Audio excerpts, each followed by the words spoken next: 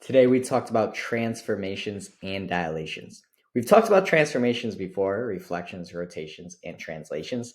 Now we're just going to add in dilations.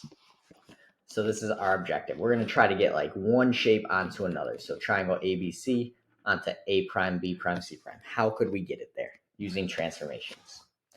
One thing that always comes up, if we look at triangle F and triangle F prime, how would you describe the transformation? And a lot of times students say this transformation is a dilation because it's getting smaller. And that is correct.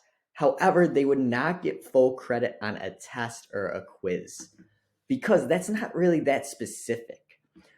Layla says this transformation is a dilation centered at the origin and the scale factor is 1/2.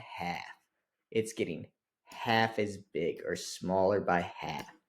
That is more accurate and more correct. More correct sounds weird, but they would get more points because they're giving the full description. It's not just a dilation, it's getting smaller by a half, and its center is the origin. So Layla will get full credit here. So when we describe our transformations, we need to give details. For dilations, we need the scale factor and we need the center point. When we translate a shape, let's say we slit a triangle. Let's say I slit it over here. Now it should be the same size. That was a bad sketch, Mr. Salamano, but it is what it is. We want to say which direction left and right and how far up and down. So maybe I'm going right 3, up 2, right? We want to give the distance and direction, right 3, up 2. So we need distance and direction for a translation. For a reflection, let's say we reflected a triangle over this line. We need to say we reflected, I'm going to make it a Y. We reflected this triangle over the Y-axis. We got to say reflection and which line. So we need these details. We can't just say reflection. We got to say over which line. And the last one, a rotation, we want to say how many degrees are we rotating? Maybe it's 90 degrees. And maybe we're going clockwise.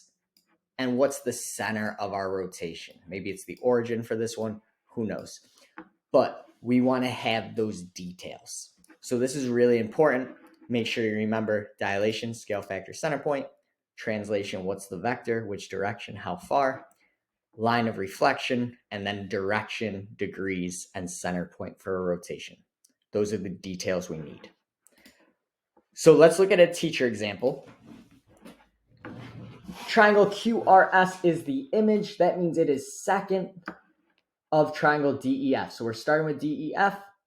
What is a series of transformations to get DEF onto QRS? We got to describe this.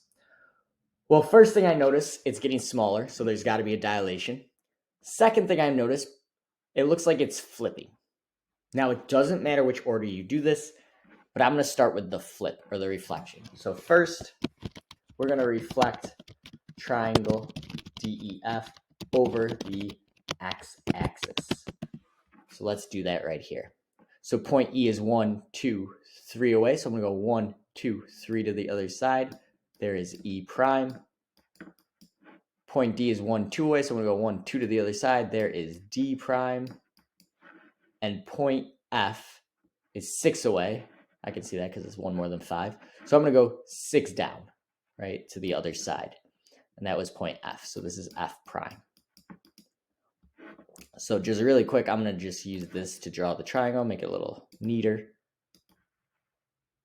Okay, now I see I got triangle DEF, and I got to get smaller to get on top of QRS.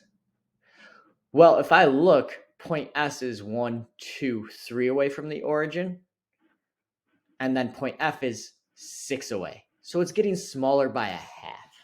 So then I'm going to dilate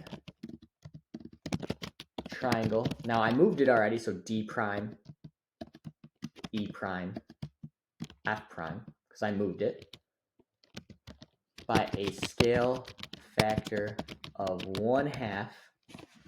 And we also want to name the center if the origin is the center. Centered at the origin, or 0, 0. So then those points would move closer to the origin. So if I look